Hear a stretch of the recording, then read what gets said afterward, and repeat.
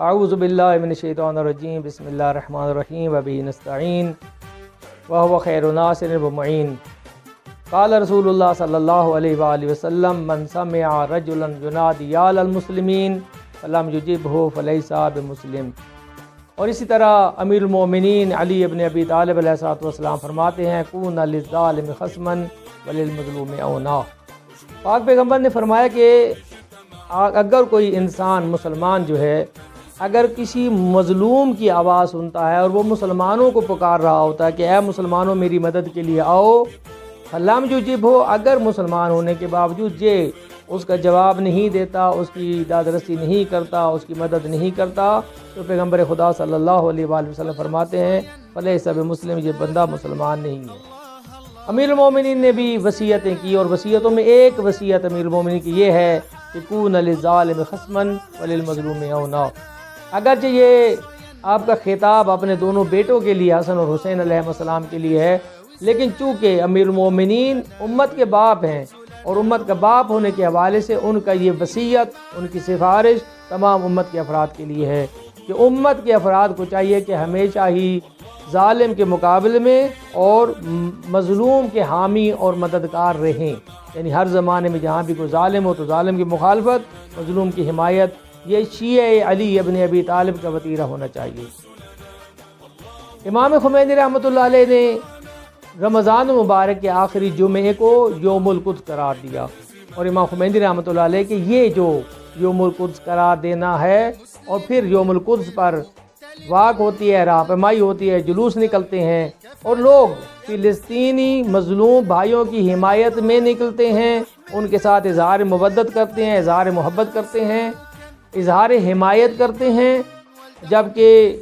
انہی راہپیمائیوں میں اسرائیل غاصب اور امریکہ کے خلاف اور جو ان کے پشت پناہ ہیں ان کے خلاف اپنی نفرت کا اظہار کرتے ہیں، تو یہ از در حقیقت مظلوم کی حمایت میں نکلنا اور ظالم کی مخالفت کرنا ہی ہے۔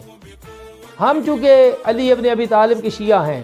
اس لیے شیعہ کو چاہیے، ہر مسلمان کو بخصوصاً شیعہ کو چاہیے کہ وہ چاہے مظلوم یمن کا ہو، کشمیر کا ہو، فلسطین کا ہو، چاہے دنیا کے کسی بھی جگہ کا مظلوم ہو، اس شیعہ علی ابن ابی طالب کو چاہیے کہ وہ اپنے مولا کے فرمان کے مطابق اور مولا کی آواز پر لبیک کہتے ہوئے ہمیشہ ظالم کے مخالف اور مظلوم کے حامی و مددگار ہونے چاہیے۔ دیکھیں فلسطین جو ہے مظلوم واقع ہوا ہے، فلسطینی مظلوم ہے، اس میں کوئی شک نہیں ہے، پوری دنیا دیکھ رہی ہے کہ وہ اپنی آزادی کے لیے، وہ اس مقدس مقام کی آزادی کے لیے جنگ کر رہا ہے۔ اور پھر یہ دیکھیں کہ اسرائیل غاصب جو ہے وہ پوری دنیا پر حکومت کرنے کے چکر میں ہے۔ اسرائیل غاصب یہ کہتے ہیں کہ یہ نیل سے لے کر فرات تک سارا علاقہ میرا ہے، اور اگر ایشی غور کیا جائے تو اس علاقے کے اندر کربلا بھی آ جاتی ہے، اس علاقے کے اندر نجف بھی ہے، اسی کے اندر ہمارے مقامات مقدسہ بھی ہیں۔ اس کا خواب یہ ہے کہ ان مقامات مقدسہ پر میں قبضہ کر لوں،